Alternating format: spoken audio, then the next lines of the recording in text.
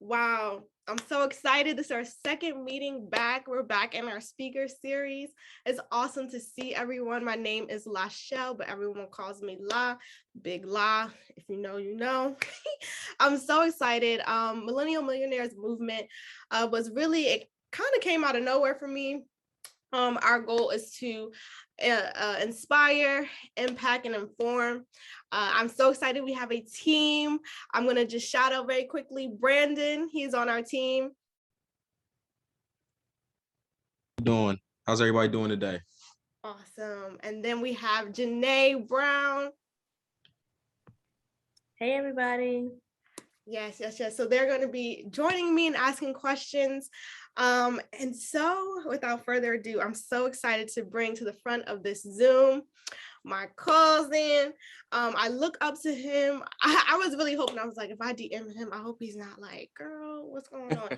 But when I tell you, I'm so excited to hear from him. Businesses out the wazoo. He couldn't even tell me the number of businesses that he has. I just love the way that I see him move. And I love that he's so family oriented. So Mr. Jordan Davis, please introduce yourself. You can give a little bit of your story, however you want to share. You can give the whole story, but just come to the front of the call and say hello. Hey, how y'all doing? As my cousin said, I'm Jordan Davis, owner of Six Society Clothing, co-owner of the Top Floor Clothing Store, owner of Growth and Guidance, Group Home, and a whole bunch of other things. Originally from Atlanta, Georgia, South Atlanta. Went to Virginia State University where I met La's cousin, my beautiful wife, father of a lot of kids, 5 kids, 4 boys, 1 girl, and, ex-athlete, student athlete, super motivated and all over the place, business-wise. Yeah. That's it. Awesome. Lovely. So my first question is, when did you realize that you had a business mindset? Was it something, were you selling snacks in your backpack? What was it? Were you like 6 trying to sell cookies? Like, what was it that made you realize, like, I got something and these other people don't? All right. I think that I never looked at anything like I had a business mindset. I kind of knew what I wanted. And I know the things that I want wasn't necessarily attached with being an employee somewhere. And, I know the things that I like and love. So outside of looking at things from the financial benefit, I kind of know what I'm into. I'm into clothing, I'm into music, I'm into sports. So like my wife would say, I always said, like, when I was in school and college, I was like, when I graduate from here, I never want to have a job that I have to dress up. You know what I'm saying? So that was one thing I had put into the air. And I believe in like manifestation and like speaking things into existence. So that was the first thing. And then the second thing was I just wanted to be in a field where I could do or be around the things that I love, which was clothing and music. I used to do music and just staying around sports. So I literally spoke these things into existence. I didn't look at it like, okay, I'm gonna have a clothing line or I want to have these businesses, but I did know that I wanted things that I knew I wasn't gonna be able to, grasp at any point in time by being an employee forever. So I think that's really was my turning point. Like, how much do a Ferrari cost? And then you look it up, you're like, yo, how much they? So they paying people. Oh, all right, that ain't gonna work. You're not gonna get the Ferrari.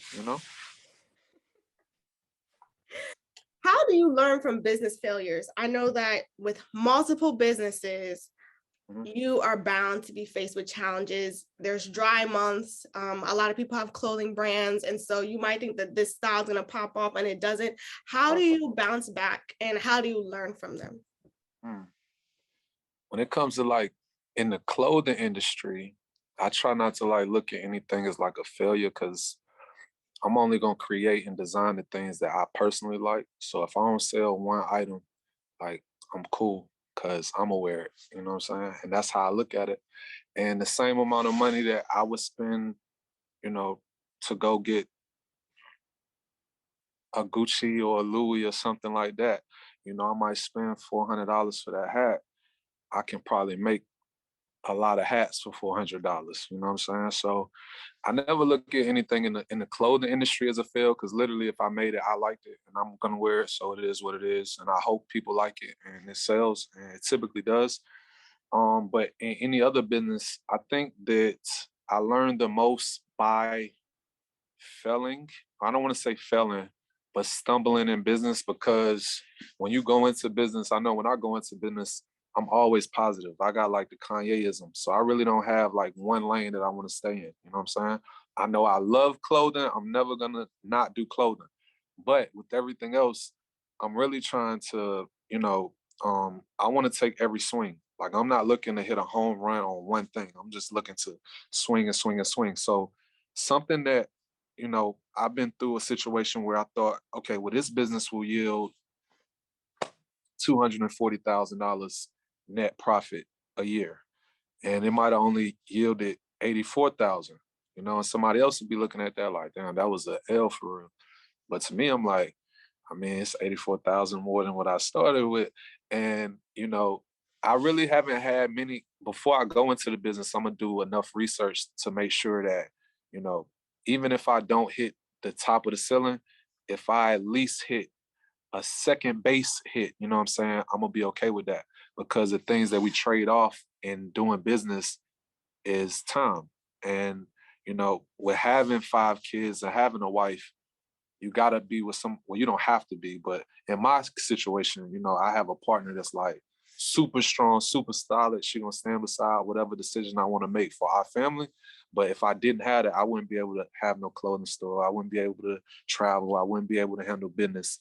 But she make those things possible, and then she's gonna be the one that's gonna be behind me. Like, well, I mean, because it's happened before. She'd be like, well, I know you thought you was gonna make 6,000 a month for that, but you made 1,500. I mean, so what?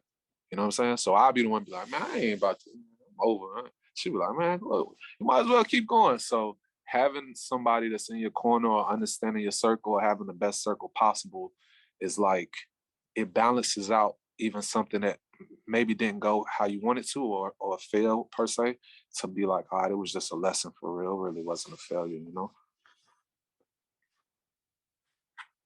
So Yeah, I feel you. And that's why y'all a couple goals. Cause y'all, I see that. I see the energy, like you got that. You got that. Shout out to my cousin. Go ahead, Janae. Jordan, thank you for being here. Can you just go over all of your businesses you have again, please? All right, so hold on. All right, so my first business and my baby that I always talk about is Six Society, because this is the business I had for about probably 13, 14 years. This is the one I put 10,000 hours into. This is what my passion is. And I literally do everything else business-wise so I can do this.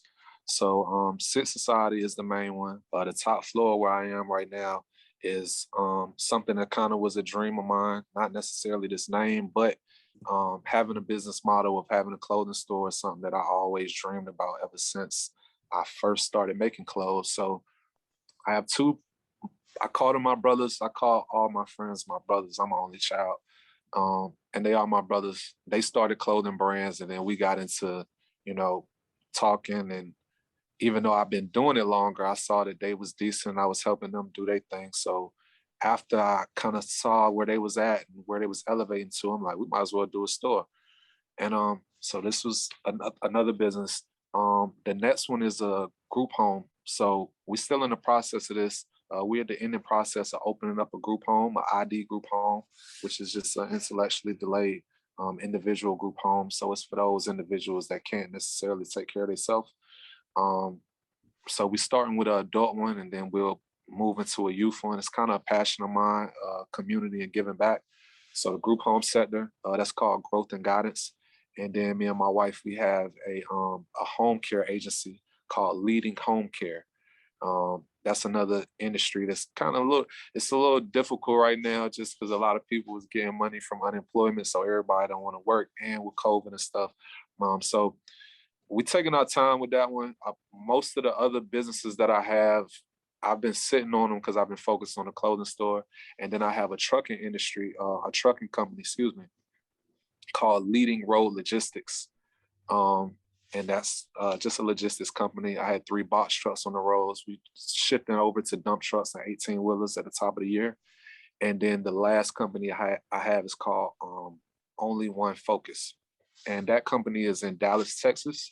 It's a mental health agency, same thing, just in the field of helping people. I'm a counselor by trade. So, my passion is really with the catch phrase for the top floor is clothing, community, and culture. So I want to always make sure that I'm either close to or a part of the pulse of all 3 of those things. Clearly clothing through making clothing. Clearly the community through doing stuff like we got this Saturday, or trunk or treat, doing turkey giveaways, and back to school, we gave away over 150 pair of shoes and book bags for the whole hood.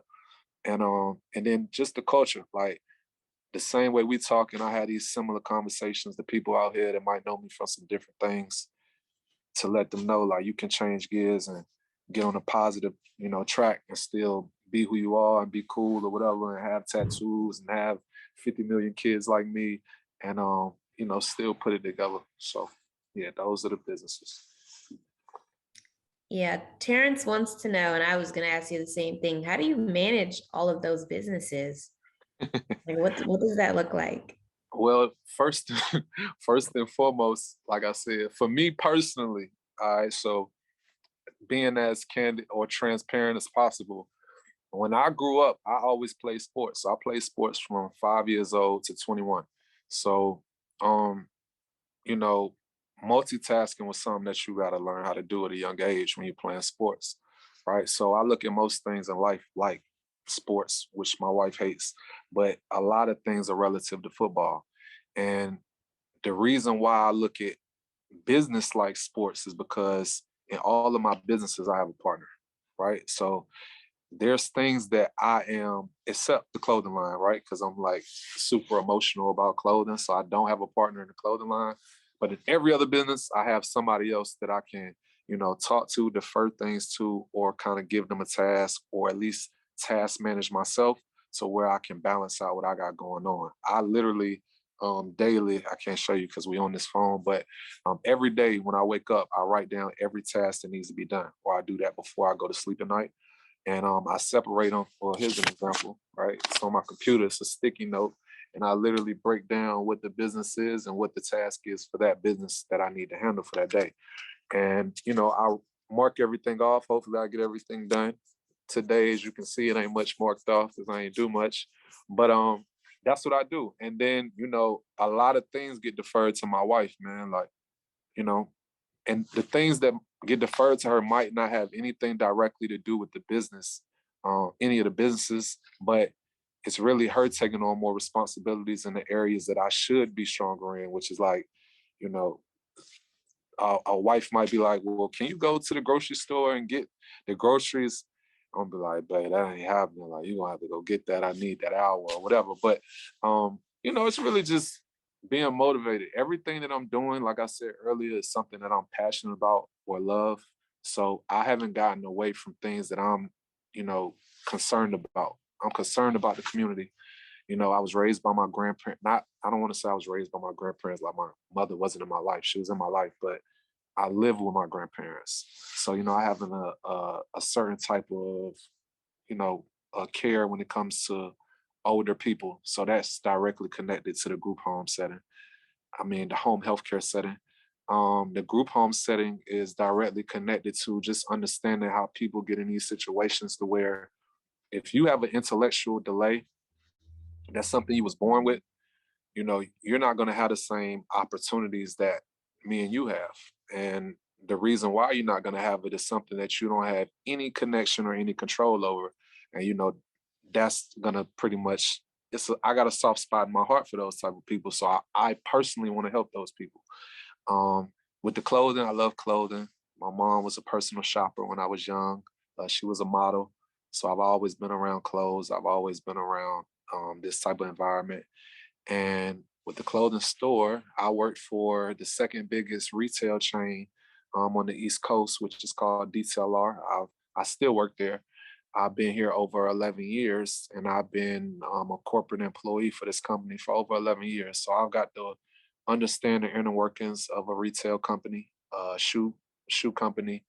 And though this is a clothing store, I got to see what it's going to take from a very, grassroots time to now where they are, where they could go public and trade for stock on the stock market. So I think I kind of got what I needed to be successful in something else that was a dream of mine, which is owning a clothing store. So managing these things are very easy because I'm passionate about it. Managing my household is really the difficult task. Because I have a lot of kids that are very active into sports. They all growing up. My daughter is 16 years old, and I have a child that's all the way down to 2 years old. So with that range of kids alone, you can imagine like what we're dealing with on a day-to-day. But like I said, my wife is like all-American, all-star, superhero woman wife. So, she keep me on track and keep everything together for real. That's so cool. And I just wrote down something, letting your passion push or back your money. I think that that's something that's so important. And I'm really glad that you said that, because I'm in a position where I'm like, wow, I really like doing this, and this, and it makes doing business a lot easier. Brandon said that his audio might be back on, so we're gonna see if he can. Yeah, can we hear me? Yes, sir. All right. Excuse my technical difficulties earlier. So I just wanted to, number one, say congratulations on your multiple businesses, sir. It sounds like you're doing a lot. It's real good that you're family oriented and putting that into your business. My question to you is, with the experiences that you've had, having multiple streams of income and having multiple businesses, what's like the number one thing or the number one takeaway from your experience that makes it like all come together? Like how you're able to get everything to work? I'm motivated by my family. I'm motivated by my own personal past. I'm not gonna say we grew up in the slums. I wouldn't disrespect my family like that, but I was spoiled in the sense of, where I grew up at is not really nice, and it ain't really, people don't really got it like that. We didn't have it like that either. I felt like I did because I had more than most people who was living where we was living at. But, you get older and then you look back, you be like, oh, I really ain't had nothing for real. But that was the motivation that was necessarily needed for me personally to like look at it like, man, I want my kids to, and it's terrible because, these are the problems I really got with my kids now. I really want them to have everything. I want them to, never feel like, I guess how I felt, but personally, I just think like I'm personally motivated by just my family being in a position to like lie. We flew to Cali for, my brother-in-law wedding. You know what I'm saying? Like that's 7 people going to Cali. It didn't really hit me when I was going, but when I got back and, just talking to people or, being from these areas, folks be like, bro, you took your whole family to Cali, like across the country, like y'all went over there and like stayed and kicked it, and you came back, it wasn't poor. You know what I'm saying? Like that kind of stuff is gonna motivate you because at the end of the day, like I said, being materialistic is so shallow, and we don't got all day to talk on whatever level I'm gonna talk on. But I like things. I like, freedom. We all here for financial freedom. And I don't mind working. You know what I'm saying? I got an old school mentality on like what a man is. So in my household, I would never want, it's so sad, but I would never want my wife to be in a position to, you know what I'm saying, not question, she wouldn't do that. That's not her personality. But to, you know, feel like, you know what I'm saying, I'm not handling the business. So with that being said, I'm motivated to handle the business because she deserves the best. My kids deserve the best. They're going to have the best. And I don't mind working for them and for myself, honestly. You know what I'm Good. That's good. Thank you. saying? What you got, Lala? And last but not least, Jay, yes, just go ahead and ask that last question for me. All right. So I know we're coming to a close soon, but we did want to ask, what are some final words of wisdom that you have, just like some takeaways and, you know, nuggets that we can utilize as we go out and like start our own businesses, or just anything you want to leave us with? Lead with love. It's like a quote I always say. We laugh about, me and my wife and me and my friends, you know, because we all come from different backgrounds, and we come from, you know, we go through life and we go through our own situations. And my background is crazy, you know. So for me to say lead with love, people be laughing. But that's really how I feel. Like anything I really am passionate about or love, I'm gonna do it. I don't really let the world, you know, I don't let the westernized thoughts of people like dictate what I can do, how I can move. Cause naturally somebody gonna be like, man, you got all these businesses. The only bad thing that I would take away from like, you know, doing a lot is, you know, when you I'm good at everything, right? So without tooting the horn, but that's how I feel. Like, man, I'm good at everything. But when you're good at everything, they say you're great at nothing. So I think that's where I'm at, and understanding that. But the difference is when some people want to be great at one thing, that's their only home run. They trying to hit a home run off that one thing. So they got to focus up on that one thing. You know, maybe they're not as creative as me. Maybe they don't have as much resilience as I do, or get up and go. So they need to focus. But me personally, if it's something that I feel like I'm gonna either be passionate or am passionate about, I'm gonna take my shot. I'm gonna take every swing possible. I'm not putting myself in no box.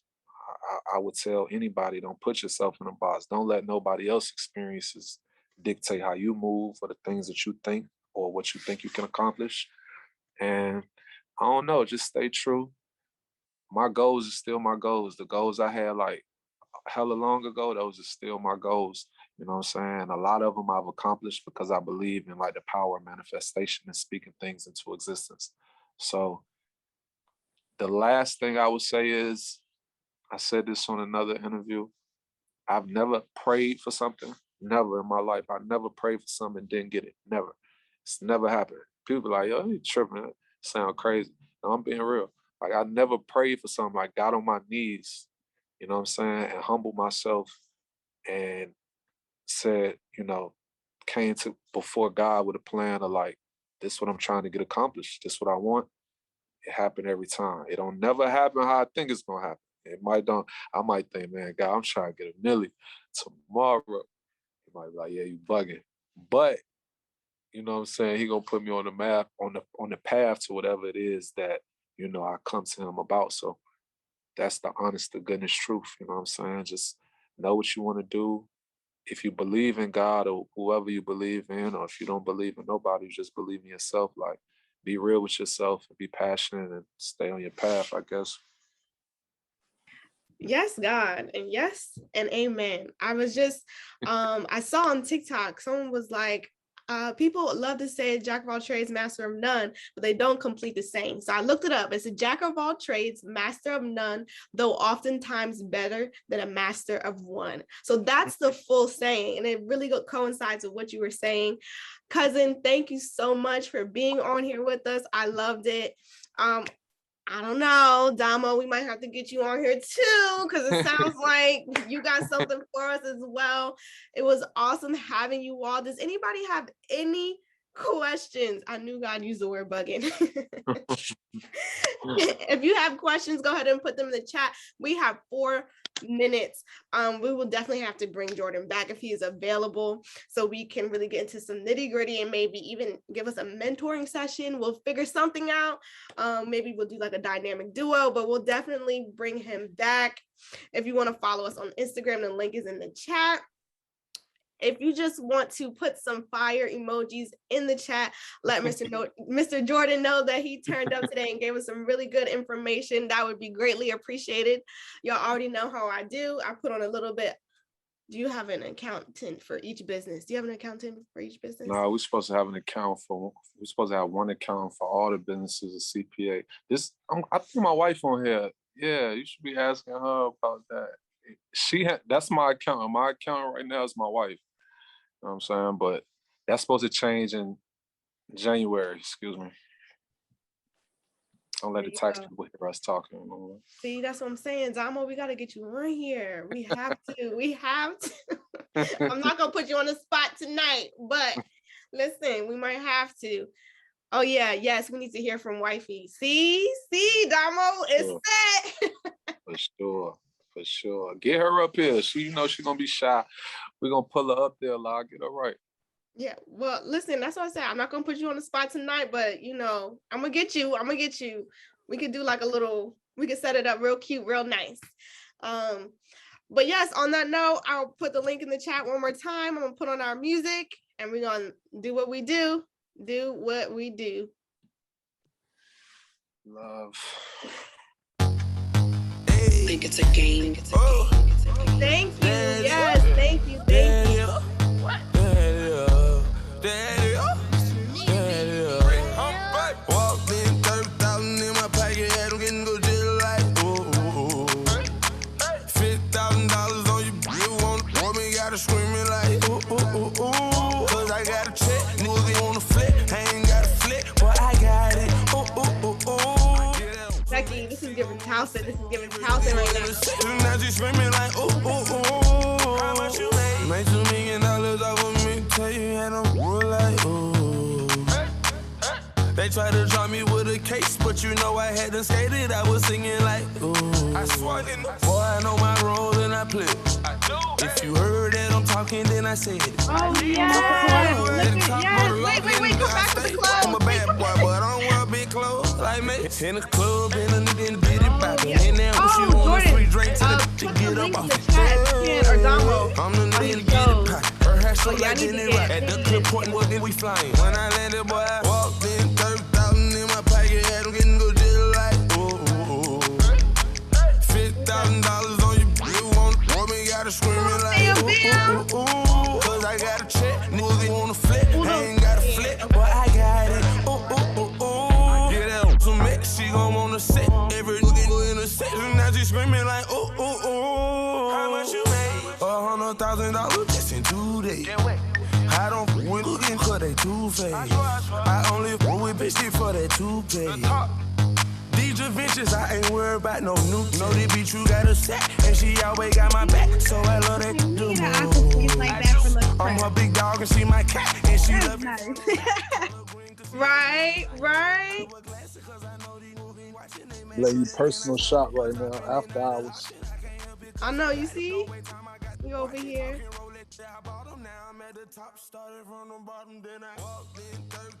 Where are you located, Jordan? This is Richmond, Virginia, 3275 Mechanicsville Turnpike. Richmond, Virginia. You have to make a drop.